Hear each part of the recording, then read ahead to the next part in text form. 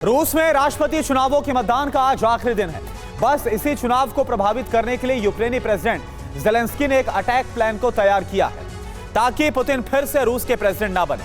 और जानते हैं, बीते 12 मार्च से लगातार यूक्रेनी फौज रूस में दाखिल होने की कोशिश भी कर रही थी, लेकिन यूक्रेन की इस हिमाकत का पुतिन ने ऐसा जवाब दिया कि जिसके बाद यूक्रेन के 16 शहर बारूद से थर्रा उठे। और सिर्फ इतना ही नहीं, बीते 24 घंटों से नॉन स्टॉप आक्रमण जारी है, जिससे यूक्रेन के अस्तित्व पर भी ग्रहण लग चुका है। आखिर कैसे, इस रिपोर्ट के जरिए आप देखिए।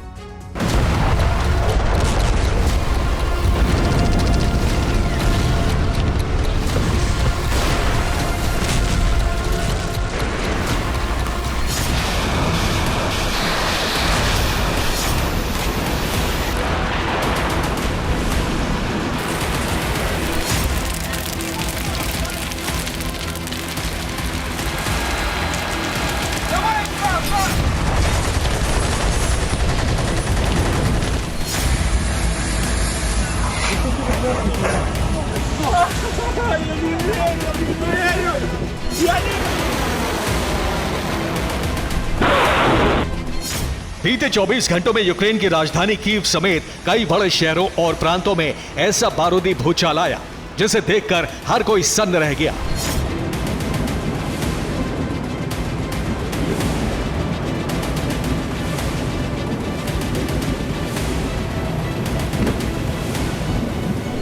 कहीं आसमान से ताबड़तोड़ अंदाज में स्ट्राइक की गई, कहीं आत्मघाती ड्रोन ने तबाही मचाई,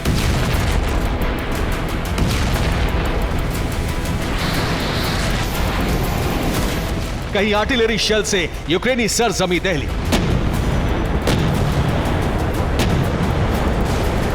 तो कहीं MLRS और मिसाइलों ने बारूदी कोहराम मचाया।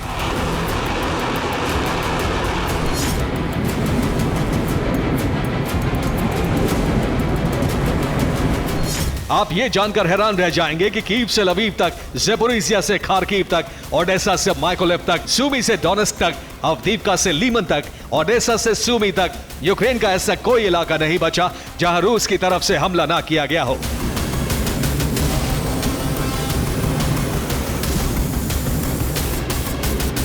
बीते 24 घंटों में यूक्रेन के 16 शहर पुतिन प्रतिशोध की भेंट चढ़ गए।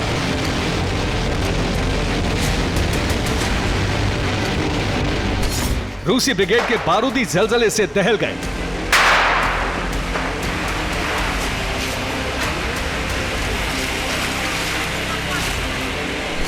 मगर बीती रात पुतिन ने यूक्रेन के जिस इलाके में सबसे प्रचंड प्रहार किया वो ब्लैक सी से सटा यूक्रेन का ओडेसा रीजन था, जहां डबल फ्रंट से अब तक के सबसे बड़े हमले को अंजाम दिया गया।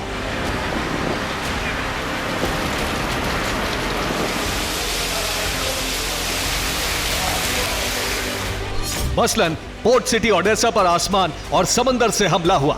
रूस ने 8 मिसाइल और 27 शाहिद ड्रोन से ओडेसा दहलाया। रूसी सेना ने ओडेसा के रिहायशी इलाकों पर भी स्ट्राइक की। रूसी हमले में 30 लोग मारे गए जबकि 73 लोग घायल हुए।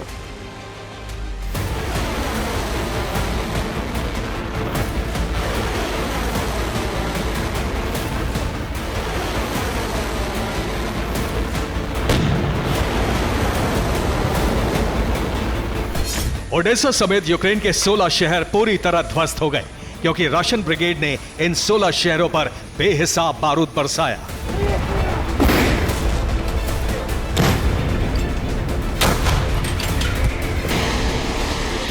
जानते हैं, यूक्रेन में प्रचंड बारूदी कोहराम मचना तय भी था क्योंकि 12 मार्च के बाद से यूक्रेनी सेना कुछ ऐसा कर रही है जो पुतिन को कतई रास नहीं आ रहा था।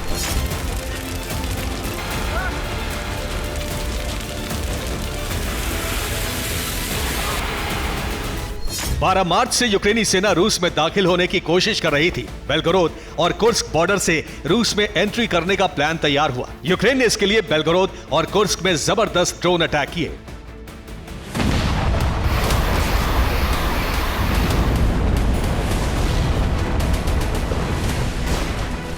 यूक्रेन के इस हिमाकत से पुतिन भड़क उठे क्योंकि बेलगोरोद और कुर्स्क पर चढ़ाई करना, रूस की सीमा में दाखिल होना सीधे पुतिन को चैलेंज देने जैसा था।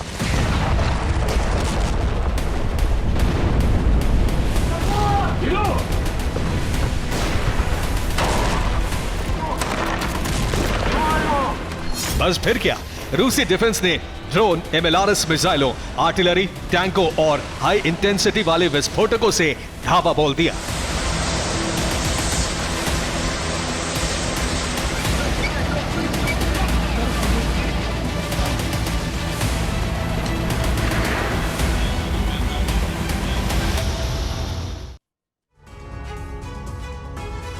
तो बेलगोरोद और कुर्स्क बॉर्डर से रूस में दाखिल होने की कोशिश करने वाली यूक्रेनी फौज पर पुतिन ब्रिगेड मौत की तरह बरसी है। जी हां, आप ये जानकर हैरान रह जाएंगे कि महज 3 दिनों के भीतर यूक्रेन के करीब 1500 से ज्यादा सैनिक रूसी हमले में मारे गए हैं। और इसके अलावा रूस के विस्फोटक आसमानी प्रहार में यूक्रेन के 20 टैंक और करीब 23 आर्मर्ड व्हीकल्स भी तहस नहस हो गए। और सिर्फ इतना ही नहीं, रूसी डिफेंस ने दक्षिण पूर्व से लेकर सेंट्रल यूक्रेन तक के 16 शहरों पर ताबड़तोड़ अंदाज में हमला किया है, जहां एक तरफ यूक्रेनी शहरों को दहलाने के लिए फैब 500, फैब 1000 और फैब 1500 जैसे विनाशक ग्लाइडेड बमों का इस्तेमाल किया गया, तो वहीं यूक्रेन की राजधानी कीव और तटीय शहर ओडेसा में रूसी सेना बैलिस्टिक मिसाइल और कामाकाजी ड्रोन से सीरियल अटैक कर रही।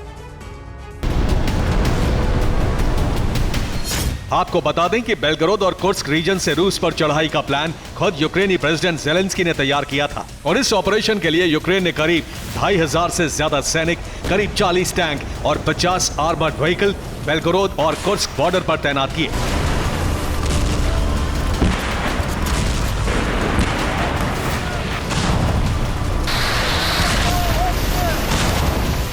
मगर रूसी हमले में सब कुछ खाक हो गया, क्योंकि पुतिन की ब्रिगेड ने सरहदी इलाकों में ऐसा सुरक्षा घेरा बना रखा था जिसे तोड़ पाना यूक्रेनी फौज के लिए आसान नहीं था।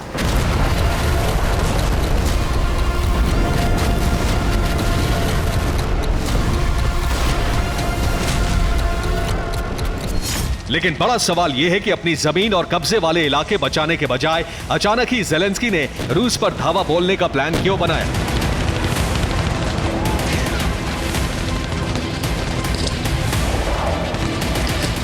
क्यों चंद सैनिकों को रूस जैसी ताकतवर फौज से लड़ने के लिए छोड़ा? तो आपको बता दें कि असल में यूक्रेन का प्लान रूस में हो रहे राष्ट्रपति चुनावों को प्रभावित करना था।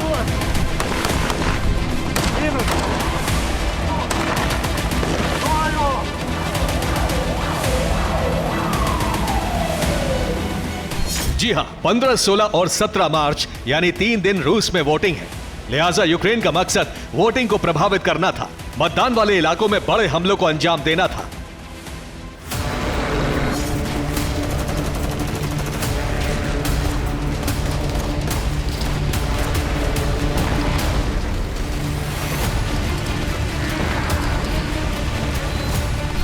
रूसी वोटिंग सिस्टम को ध्वस्त करने के मकसद से यूक्रेन ने पहले एंटी रूस संगठनों की मदद ली और फिर बीते 3 दिनों से यूक्रेनी सेना खुद रूस में दाखिल होने की कोशिश कर रही थी।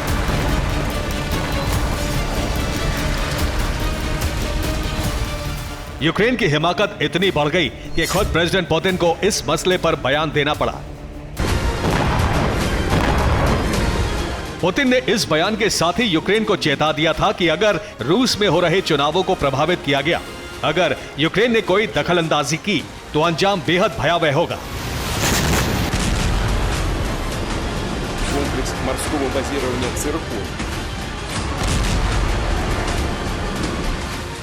बावजूद इसके यूक्रेन ने रूसी सीमा में घुसपैठ का प्लान बनाया। बस फिर क्या, पुतिन के बारूदी प्रकोप में यूक्रेन धुआं धुआं हो गया।